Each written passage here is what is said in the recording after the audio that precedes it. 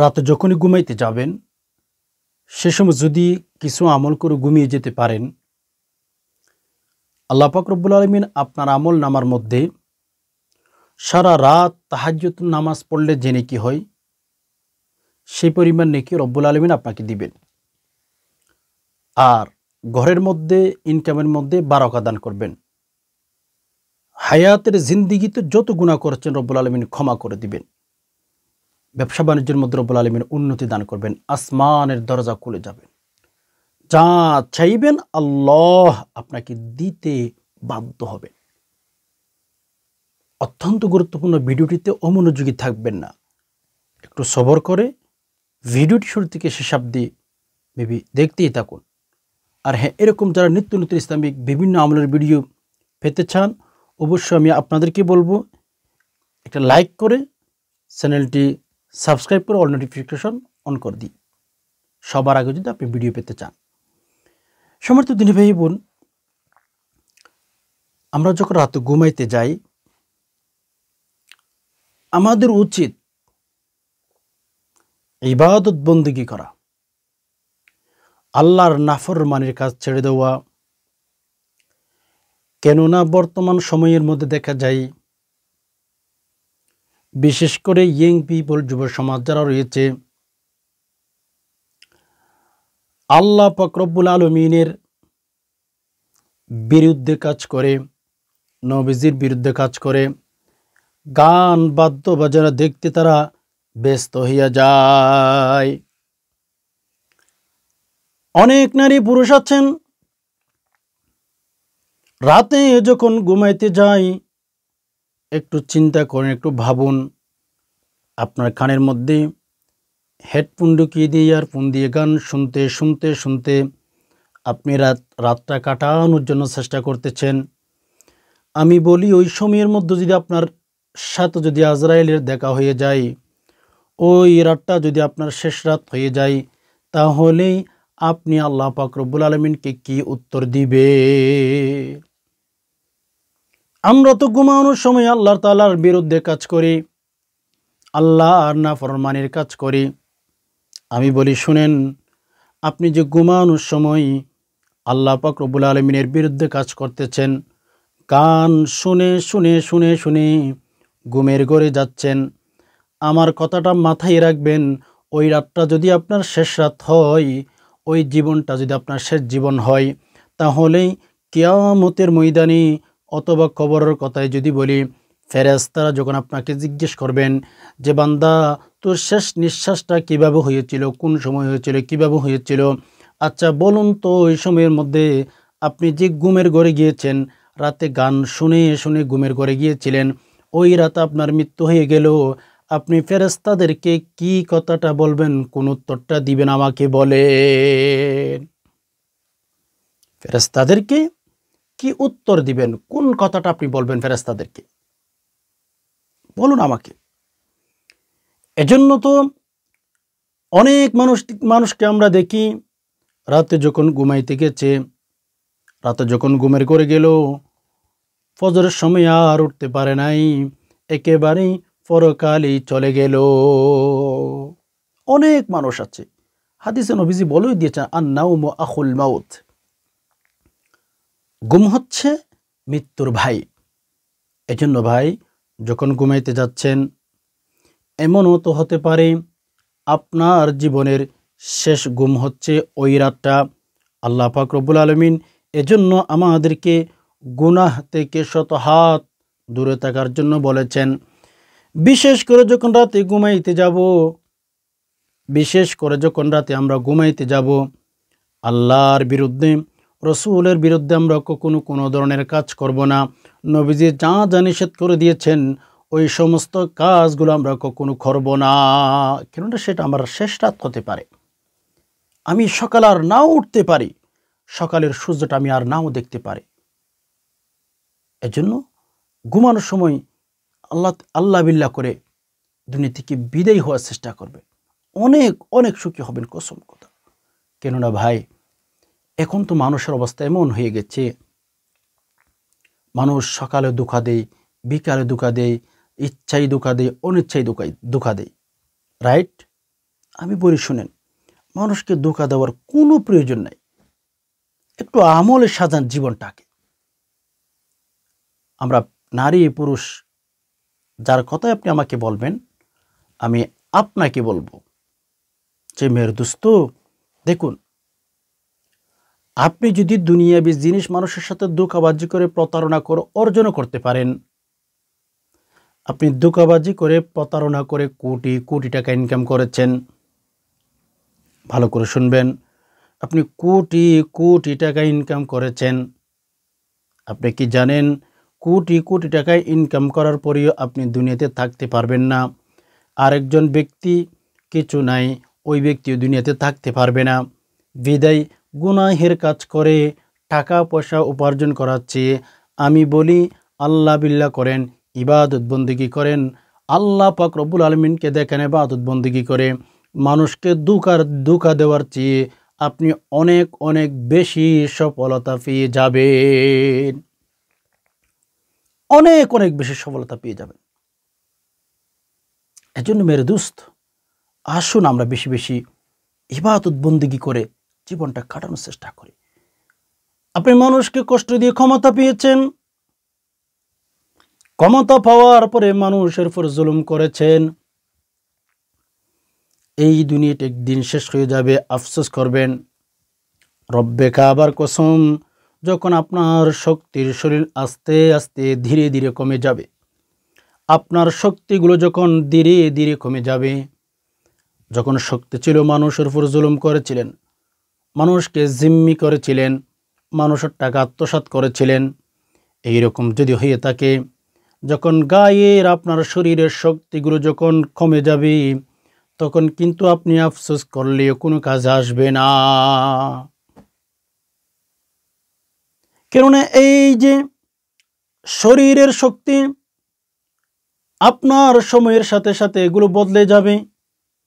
অনেক বৃদ্ধ মানুষকে দেখি যৌবন অবস্থায় অনেক অনেক ইবাদত বন্দেগী করত, কোরআন পড়তো, নফল নামাজ পড়তো, তাহাজ্জুদ গুজার করত, কোরআনুল কারিমের জিকির সবসময় কোরআনুল কারিমের তেলাওয়াত করতেই থাকতেন।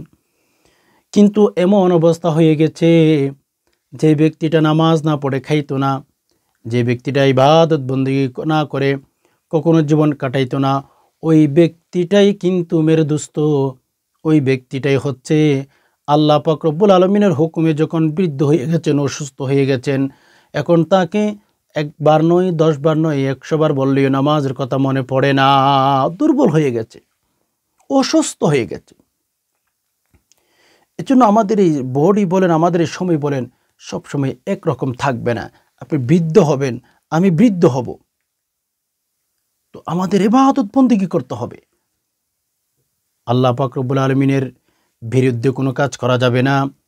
আল্লাহ এবং রসুল যা যা আমাদেরকে শিখিয়ে দিয়েছেন, সব কাজগুলো আমাদের অবশ্যই অবশ্যই করতে হবে।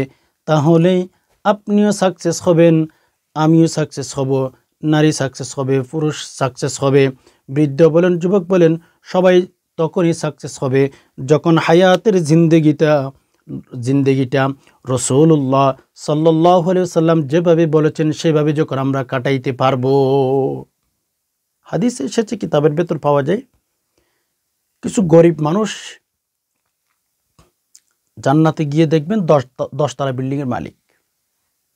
গরিব মানুষ, খাওয়ার মতো কিচ্ছু ছিল না, বসার মতো কিচ্ছু ছিল না, তেমন কোনো শিক্ষাগত যোগ্যতা তার কাছে কিচ্ছু ছিল না, গরিব মানুষ।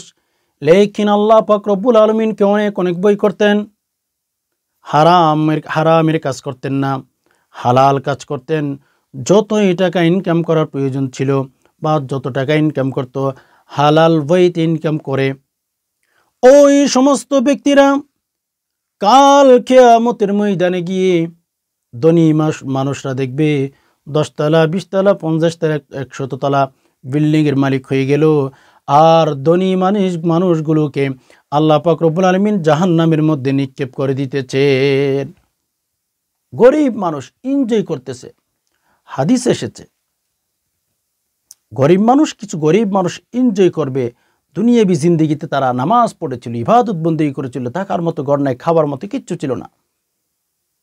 আর কিছু ধনী মানুষ তারা জাহান্নামের দিকে চলে যাইবে আর আফসোস করবে, হায় আমার জীবনটাও যদি অমুক ব্যক্তির মতো হইতো কতই না সুন্দর হয়ে যেত। তো যাই হোক, ইবাদত বন্দেগী করা ছাড়া আল্লাহর কাছে এই জীবনের এক বালি পরিমাণ মূল্য নাই, বিদায় ইবাদত বন্দেগী করতে হবে। তো যাই হোক, যখন ঘুমাইতে যাব আমরা কিছু আমল করব। আরেকটা কথা মাঝখানে বলে ফেলি, ইশারার নামাজ না পড়ে কখনো বালিশের মধ্যে মাথা রাখবেন না। আমি কেন বলছি জানেন? আপনি ইশারার নামাজ পড়ে ঘুমের ঘরে গেলেন, বালিশের মধ্যে মাথা রেখেছেন, হঠাৎ করে আপনার মৃত্যু হয়ে গেল। আল্লাহর সাথে যখন দেখা হবে, কথা হবে, ফেরেশতাদের সাথে যখন আপনার কথা হবে, আমার কথা হবে, ওই রাতের মধ্যে যদি আপনি আমি মেরে দোস্ত ইশারার নামাজ পড়ে ঘুমিয়েছি ওইরকম যদি হয়ে থাকে, রব্বুল আলমিনকে বলবো, আল্লাহ যেই দিন আমার মৃত্যু হয়েছে, যেই দিন আমি দুনিয়া থেকে বিদায় হয়ে গেছি, আল্লাহ আপনি দেখুন সেই দিনের আমি সেই রাতের কিন্তু ফরজ নামাজ পড়েছি, আল্লাহ আমি সেই দিনের ফরজ নামাজ কখনো মিস করি নাই। আল্লাহর কাছে আমাদের চাইতে হবে। আল্লাহর কাছে যদি চাইতে পারি, ইবাদত বন্দেগী করার তৌফিক আল্লাহ আমাদেরকে এমনিতে দিয়ে দিবেন। এজন্য কখনো ইবাদত বন্দেগীতে মনোযোগী থাকা যাবে না। আল্লাহ পাক রব্বুল আলামিনের বিধান পরিপূর্ণভাবে আমাদের মেনটেন করে দুনিয়া থেকে বিদায়ী হতে হবে। আপনি যাই করেন না কেন, আল্লাহর বিধানের বাইরে কখনো যাওয়া যাবে না। আল্লাহর বিধানের বাইরে গেছেন, ধ্বংস হয়ে যাবে। আল্লাহর বিধান রসুল যা যা বলেছেন তাই তাই করতে হবে। ছোট্ট লাইফে, ছোট্ট জীবনে আপনি মন করা চললে কিচ্ছু করতে পারবেন না। তো তাহাজ্জুদ নামাজ, ওকে, এশার নামাজ পড়ে ঘুমাবেন। রসুল বলেছেন, যারা এশার নামাজ জামাত সহকারে আদায় করলো আর ফজর নামাজ জামাত সহকারে আদায় করলো, নবীজি বলেন তাদের আমলনামার মধ্যে সারা রাত তাহাজ্জুদ নামাজ পড়লে যে নেকি হয়, সেই পরিমাণ নেকি রব্বুল আলামিন আপনাকে দিয়ে দিবে। অথচ আপনি ঘুমিয়েছেন, ঈশা পড়েছেন, ফজর পড়েছেন। অর্থাৎ একটু যদি ভেঙে বলি, এশার নামাজ পড়লে অর্ধক রাত পর্যন্ত ইবাদত বন্দেগী করার নেকি দিয়ে দিবেন। আর যদি পুরা রাত ইবাদত বন্দেগী করার নেকি পেয়ে যেতে চান, ফজর ঈশা একসাথে পড়তে হবে। মানে এশা পড়লে আপনি অর্ধক রাত, ফজর পড়লে পুরা রাত, অথচ আপনি ঘুমাইতেছেন। আমাদের আল্লাহ কেমন দেখছেন? আমাদের আল্লাহর মতো আরেকজন আল্লাহ, আরেকজন সৃষ্টিকর্ণওয়ালা আপনি আমাকে দেখাইতে পারবেন না, নাই তো ভাই। এজন্য যখন আমরা ঘুমাইতে যাব, এশার নামাজ পড়ে অবশ্যই ঘুমাবো। এশার নামাজ না পড়ে আমরা কখনো বালিশের মধ্যে মাথা রাখবো না। এশার নামাজ না পড়ে যদি আপনি ঘুমিয়ে যান, আপনি একটু ভাবুন, ওই রাতের মধ্যে যদি আপনার ইন্তেকাল হয়, আমার যদি ইন্তেকাল হয়, আল্লাহ যদি জিজ্ঞেস করেন, গোলাম তোর যেই দিন মৃত্যু হয়েছিল ওই দিন তুই ইশার নামাজ পড়ছিলি কিনা, আমাকে একটু বল, আমাকে একটু বল। এই কথা যদি রব্বুল আলামিন আমাদের কাছ থেকে জিজ্ঞেস করেন, আমরা কি উত্তরটা আল্লাহর কাছে দিব একটু বলুন। এশার নামাজ পড়বেন, ফজর নামাজ পড়বেন, সারা রাত তাহাজ্জুদ নামাজ পড়ার নেকি পেয়ে যাবেন। আর হ্যাঁ, যখন রাতে ঘুমাইতে যাবেন, উজু করে ঘুমাবেন, মিসওয়াক করবেন, আর ঘুমানোর আগে আয়াতুল কুরসি পাঠ করবেন।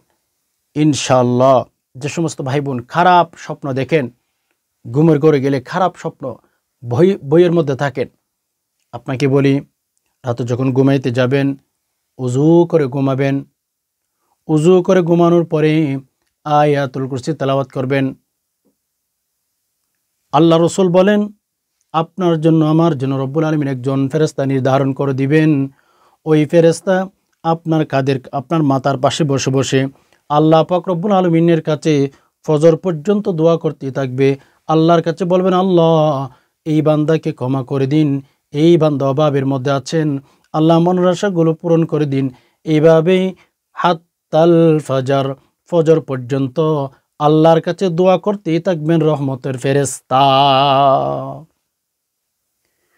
রহমতের ফেরেশতা যদি রব্বুল আলামিনের কাছে দোয়া করেন, মুনাজাত করেন, প্রার্থনা করেন আপনার ক্ষমার জন্যে, আমার ক্ষমার জন্যে, একটু ভাবুন তো আল্লাহ পাক রব্বুল আলামিন আপনাকে আমাকে ক্ষমা না করতে পারবেন কিনা। এজন্য আয়াতুল কুরসি পাঠ করে ঘুমাবেন, আর অবশ্যই উজু করে ঘুমাবেন। সারা রাত ইবাদত বন্দেগী করার নেকি পেয়ে যাবেন। তৃতীয় নম্বরে আরেকটা আমল করবেন মেরে দোস্ত, যখন ঘুমাইতে যাবেন উজু করবেন। উজু করার পরে সূরাতুল বাকারার শেষের দুটি আয়াত তেলাওয়াত করবেন।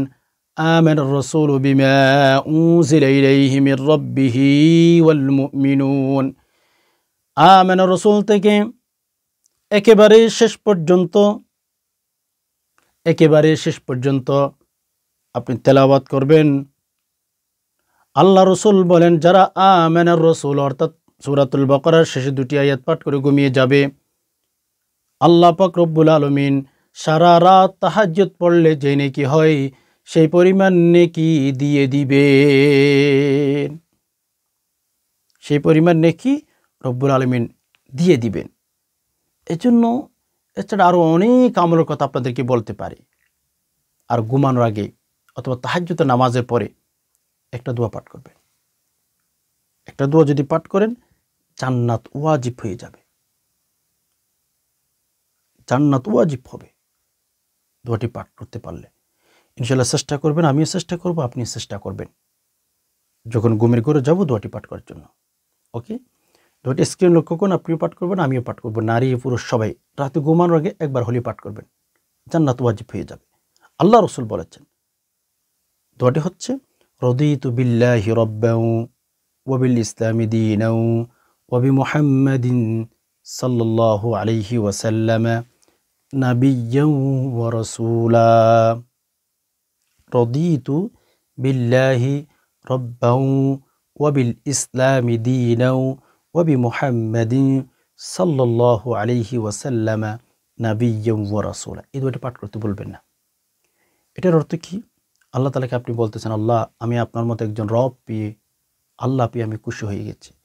নবী মুহাম্মদ রাসূলুল্লাহ সাল্লাল্লাহু আলাইহি ওয়াসাল্লামকে নবী হিসাবে পেয়ে খুশি হয়ে গেছি। ধর্ম হিসাবে ইসলাম পেয়ে আমি খুশি হয়ে গেছি। কত সুন্দর সুন্দর কথা। এই জন্য রাত ঘুমানোর আগে এই দোয়াটি কখনো না পড়ে ঘুমাবেন না, জান্নাত ওয়াজিব হয়ে যাবে। এছাড়া সমর্থ দিনী ভাই বোন, মানুষকে সৎ কাজের আদেশ দিবেন, অসৎ কাজ থেকে নিষেধ করবেন। যত সবসময় করতে পারেন, দিনও করতে পারেন, রাতেও করতে পারেন, ইনশাআল্লাহ তাহাজ্জুদ নামাজ পড়ার নেকি পেয়ে যাবেন। আশা করি বিষয়টি বুঝতে পেরেছেন। রব্বুল আলামিনের কাছে দোয়া করি, আল্লাহ আমরা যারা কথাগুলো সময় দিয়ে সবর করে শুনেছি, আল্লাহ আপনি আমাদেরকে বেশি বেশি তাহাজ্জুদ নামাজ পড়ার তৌফিক দান করুন। আল্লাহ ঘুমানোর আগে আমরা যেন বেশি বেশি তাওবা করতে পারি, আল্লাহ আমাদেরকে সে তৌফিক দান করুন, আমিন। আল্লাহুম্মা রাব্বানা আতিনা ফিদ দুনিয়া হাসানা ওয়া ফিল আখিরাতি হাসানা ওয়া কিনা আযাবান নার। আসসালামু আলাইকুম ওয়া রাহমাতুল্লাহি ওয়া বারাকাতুহু।